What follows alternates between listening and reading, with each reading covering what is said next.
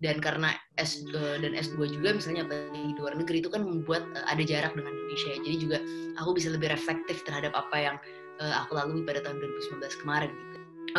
Closing statementnya adalah kalau misalnya teman-teman semua yang baru mau memulai proses aplikasi beasiswa ataupun proses aplikasi kampus, pasti overthinking dan pasti stres. Aku juga melalui hal itu gitu, dan itu makanya stres banget ya, nggak ada akhirnya. Ternyata pusing atau bingung tentang itu nggak cuma teman-teman aja nih, dan orang-orang hebat. Oh ya, jangan khawatir. Dulu waktu aku belajar jari aku nangis gitu, jadi karena kayak aduh ini udah nggak ada jalan keluar gitu loh, kayaknya udah nggak bakal terima lah.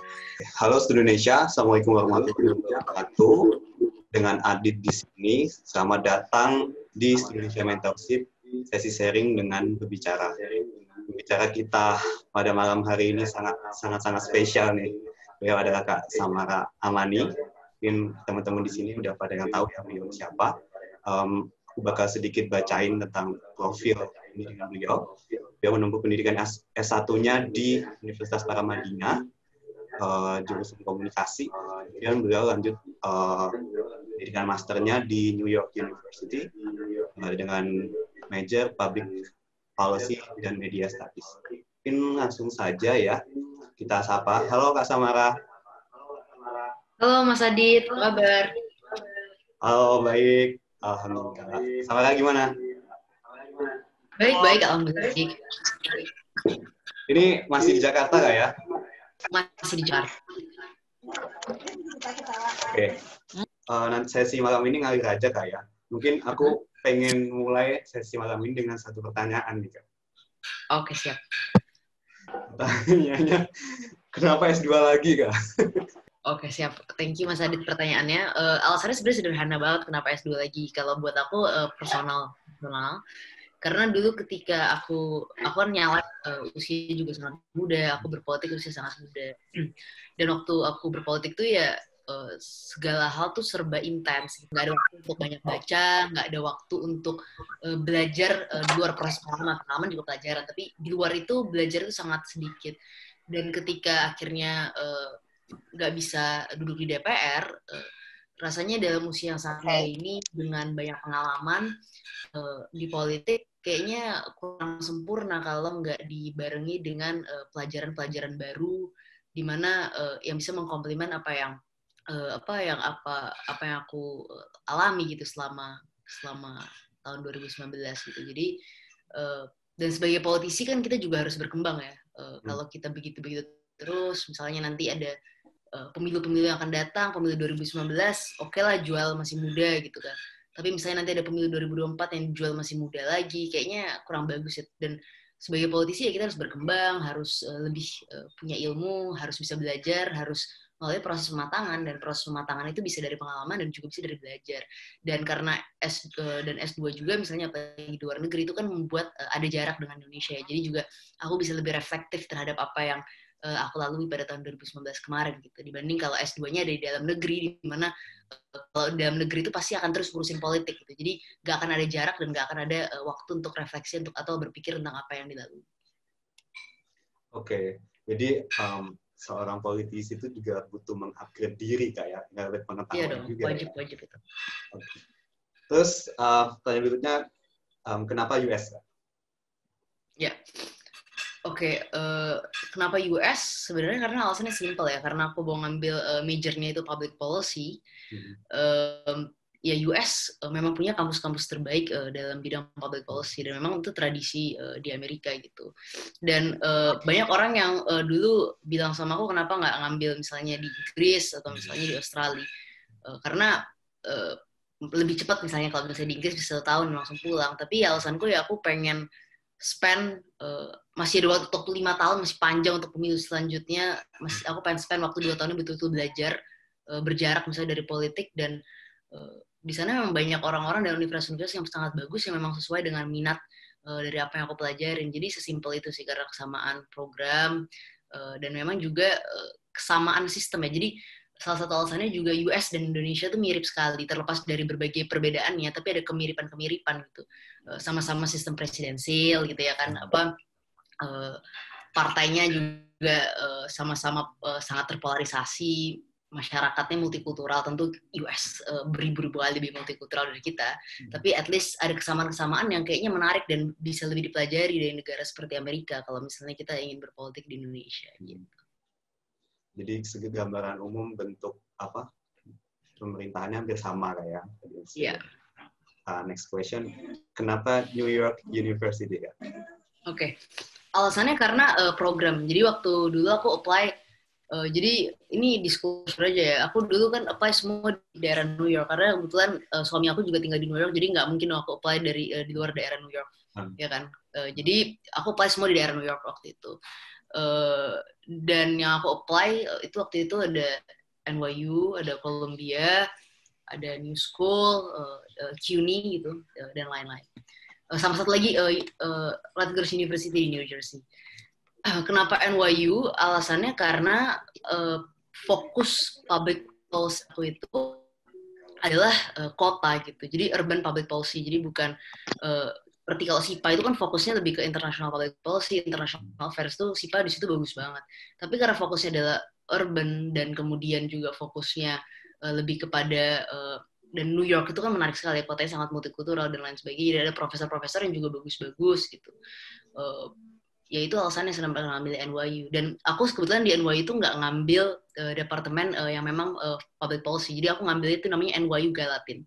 Di Gallatin ini menarik sekali. Ini nggak banyak di Universitas Amerika yang punya departemen seperti NYU Gallatin, di mana di dalam departemen itu aku bisa mendesain sendiri kurikulum aku. Jadi aku bisa ambil courses yang ada di semua departemen yang ada di NYU sesuai dengan minat bidang aku. Dan karena minat bidang aku itu nggak hanya public policy atau urban public policy aja, tapi juga ingin belajar tentang misalnya sejarah kota, dan juga misalnya nilai-nilai kultural kota, antropologi kota, dan juga media studies. Jadi kayaknya kalau misalnya aku ngambilnya itu fokusannya di urban public policy, kayaknya terlalu kering gitu.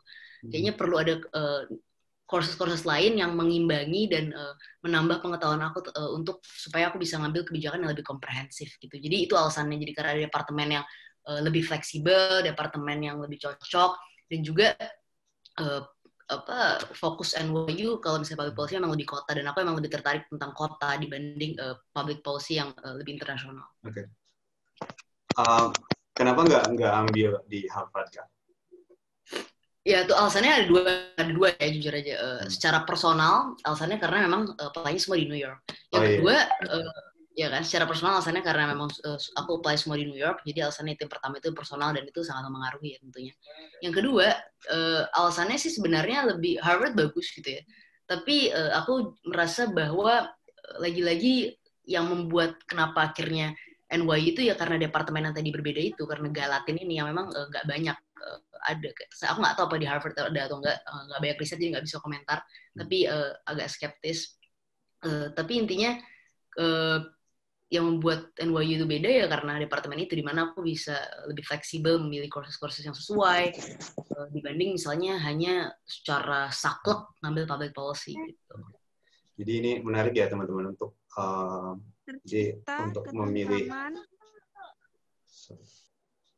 memilih kampus ternyata itu nggak cuma nama besar kampusnya aja nih ya.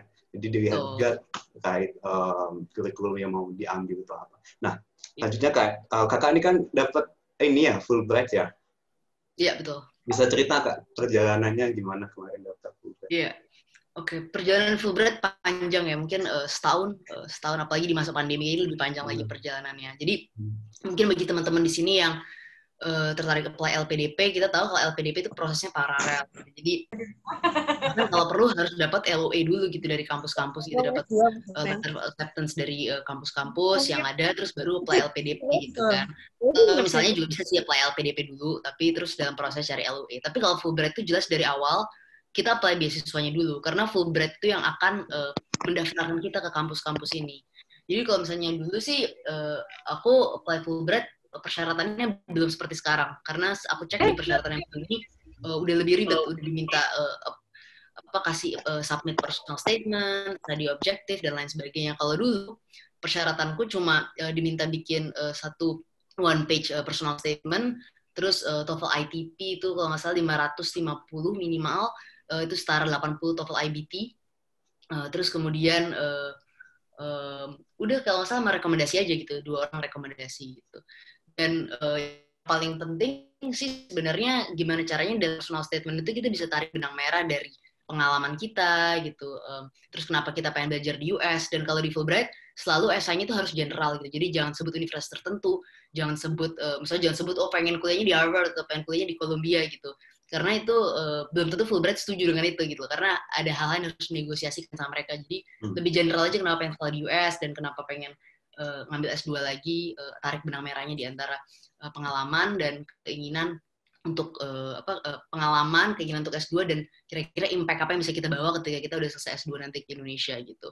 Dan prosesnya panjang setelah udah keterima, lewat seleksi dokumen dulu kan. Seleksi dokumen, terus kemudian kita diinterview sama biasanya alumni nih, mantan alumni Fulbrighters, ditanya, terus digali gitu kenapa pengen sekolah lagi. Terus habis itu ya kita diminta cerita sebenarnya kita punya pengetahuan yang mendalam nggak sih tentang sistem edukasi di US dan lain-lain gitu. Kalau kita terima, perjalanannya masih panjang gitu. Jadi biasanya kita disebut namanya Fulbright candidate. Jadi kita masih kandidat sampai kita mendapatkan kampus. Ketika kita udah jadi kandidat, nah itu di situ enaknya kalau Fulbright kita itu dibantu 100%. Enaknya ketika kita belajar GRE, bahkan ketika kita tes GRE dan juga tes TOEFL IBT semuanya dibiayai oleh Fulbright gitu. Dan kalau dan beberapa anak juga dibantu sama Fulbright untuk dikursuskan gitu loh. Aku waktu itu dapat dikursusin di Kaplan gitu untuk belajar intens GRE atau IBT itu selama 1 bulan. Setelah itu ya udah kita tes. Kalau misalnya GRE kita masih jelek, juga nggak usah khawatir gitu. Aku bahkan retake GRE dan itu Fulbright akan bayarin lagi untuk kita retake GRE sampai nilai kita kompetitif untuk Universitas Amerika itu. TOEFL IBT juga gitu. Kalau misalnya harus retake mereka dibayarin. Dan ketika TOEFL IBT kita udah cukup ya, biasanya kalau Universitas Amerika yang bagus-bagus butuh minimal 100 TOEFL IBT. Kalau GRE nggak ada kejelasan ya, dan aku kira kadang-kadang kita juga terlalu berlebihan sama GRE. Tergantung siapa. Tapi dalam kaitannya sama aku sih, GRE aku bukan wow-wow juga, biasa aja kok average GRE aku, tapi ya tetap keterima kok di kampus-kampus itu. Jadi sebenarnya ada yang lebih besar daripada GRE itu, menurut aku gitu. Jadi minimal 100, kalau udah lewat semua proses itu, nah Fulbright ketika nanti mereka melihat personal statement kita, lihat study objektif kita, lihat nilai GRE kita, lihat nilai TOEFL IBT kita, mereka akan propose nih plan mereka nih, kampus-kampus mana aja yang kira-kira cocok untuk kita supaya kita bisa masuk gitu kan. Kita juga bisa propose itu negosiasi sama mereka. Nah kalau dalam pengalaman aku, semua kampus yang aku pengen ditolak gitu. Jadi aku inget banget nomor 1 tuh aku mintanya NYU, terus Columbia, aku nggak salah masukin Harvard juga, terus New School gitu, ke kampus amannya New School sama CUNY gitu. Terus mereka tentu karena Fulbright itu fundingnya nggak sebesar LPDP. Kalau LPDP kan ditutup semua ya. Kalau Fulbright itu fundingnya 35.000 USD gitu. Jadi kita butuh funding tambahan dari universitas di sana. Jadi kampus harus ngasih tambahan funding gitu. Mereka tolak semua karena mereka bilang nggak bisa tuh fundingnya kemahalan, NYU mahal, Harvard mahal, Columbia mahal, nggak mungkin gitu. Jadi ngasih coba negosiasi lagi kan. Akhirnya mereka propose kampus-kampus sebenarnya bagus-bagus juga. Waktu itu aku dikasih Georgia Tech, terus USC, CUNY juga sempat dikasih kalau nggak salah, sama New School diterima. Cuma karena aku pengen fokusnya di New York, jadi aku minta mereka ganti semuanya itu jadi New School gitu. Tapi ya kampus-kampus itu semuanya nggak ada yang jadi favorit aku. Tapi di Fulbright kita dibolehin untuk direct apply. Yang aku lakukan adalah melakukan direct apply.